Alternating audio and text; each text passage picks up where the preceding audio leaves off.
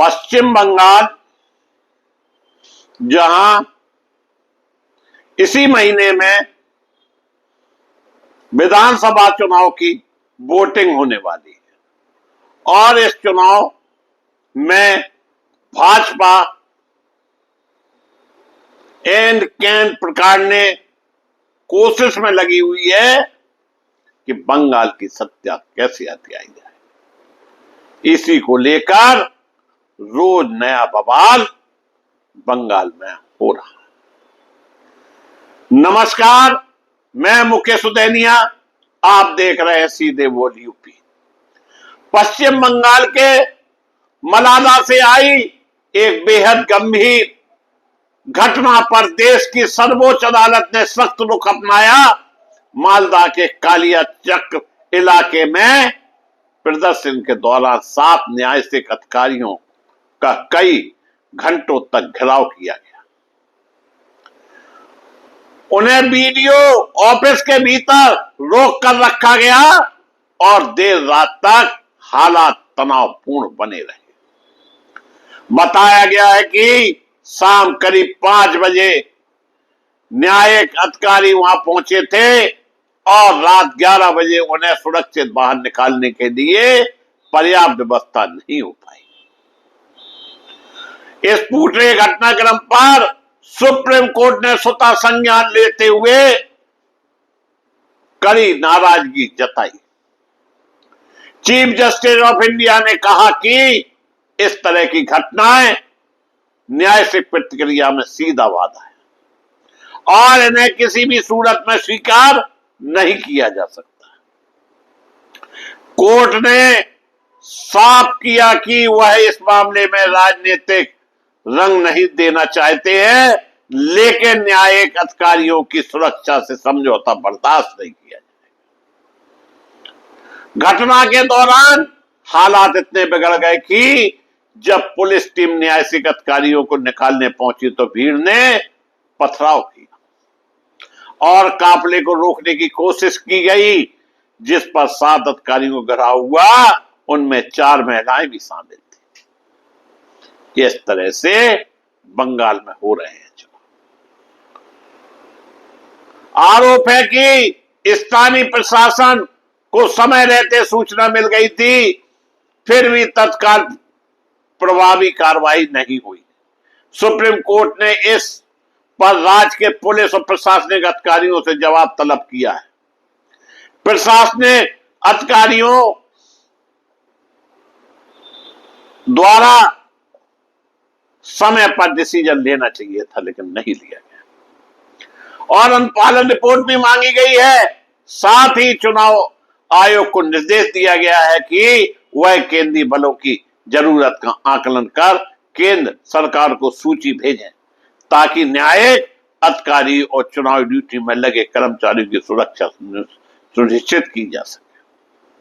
Court ने भी कहा कि राज्य में चल रही तानाशाही या तनातनी के बीच न्याय व्यवस्था और चुनाव प्रक्रिया को हर हाल में सुरक्षित रखना होगा। यह पूरा विवाद SIR प्रक्रिया के दौरान वोटर लिस्ट के से नाम काटने के आरोपों के बीच भड़के प्रदर्शन से जुड़ा बताया जा रहा है।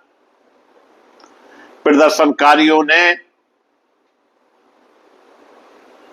दावा किया, यह दावा है कि उनके नाम गलत तरीके से हटाए गए, जबकि प्रशासनिक पक्ष का कहना है कि प्रक्रिया नियमों के तहत चल रही है।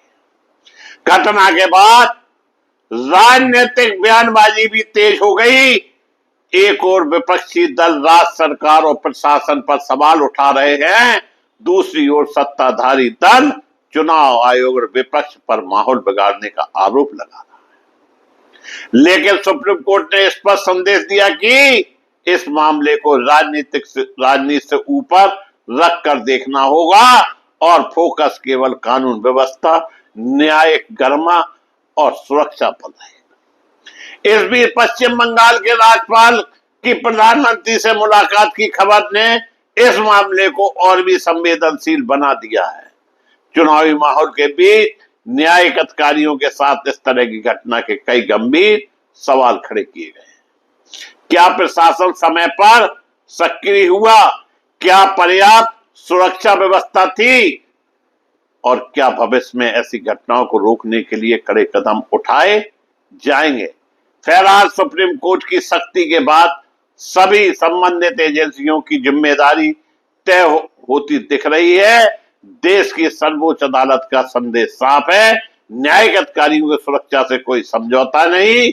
न्याय प्रक्रिया में बाधा डालने वालों पर सख्त कार्रवाई की जाएगी।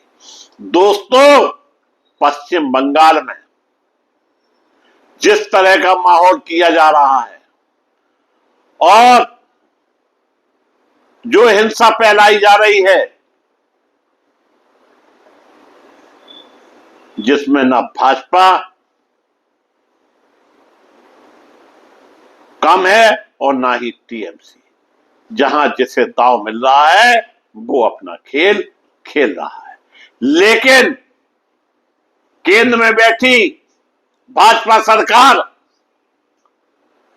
जो कि अपने ढंग से पूरे देश में चुनाव कराने का जो तरीका अपनाया है, वो निश्चित रूप से देश के लिए हानिकारक हो सकता है। वहीं मोदी सरकार को 3 चीजें चाहिए: वोट, खोट और नोट।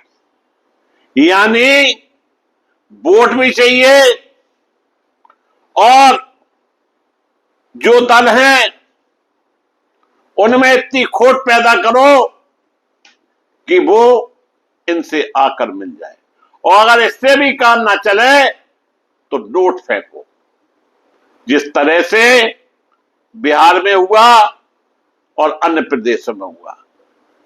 ऐसी योजनाएं लाओ जिससे जनता भ्रमित हो जाए। लेकिन मामला अभी पश्चिम बंगाल का है।